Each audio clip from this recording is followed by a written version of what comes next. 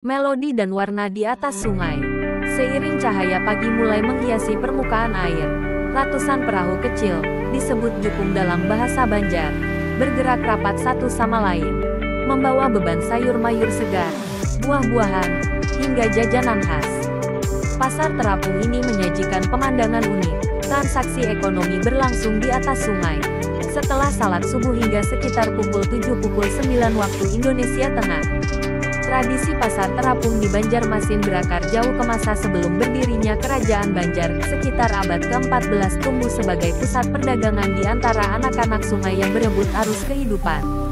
Selama era kejayaan kerajaan, pasar ini berkembang pesat dan menjadi titik temu budaya dan perdagangan dengan pelabuhan luar seperti Gujarat dan Tiongkok. Beberapa hal menonjol yang membuat pasar ini berbeda. Pedagang utamanya perempuan, dengan dandanan khas, ukur dingin dan topi lebar dari daun rumbia, tangguli. Transaksi barter, yang disebut bapandus, masih dilakukan antara pedagang. Misalnya bertukar sayur dengan beras atau buah dengan ikan. Suasana hidup dimulai dengan lampu temaram templok sebelum matahari muncul, membentuk pemandangan yang magis. Beberapa titik pasar terapung di Banjarmasin antara lain, Muara Queen, sering disebut Queen Alalak, dulu menjadi ikon pariwisata Banjarmasin. Namun kini aktivitasnya mulai menurun karena perkembangan infrastruktur darat.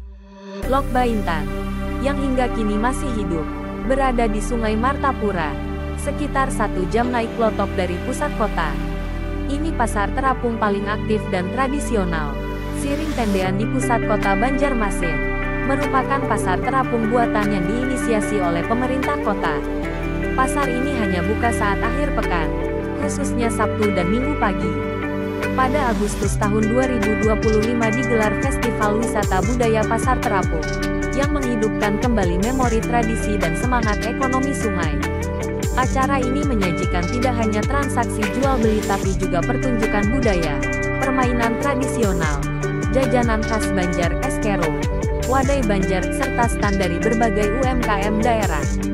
Pasar terapung bukan sekadar pusat perdagangan, ia merupakan jiwa dari budaya sungai masyarakat Banjar.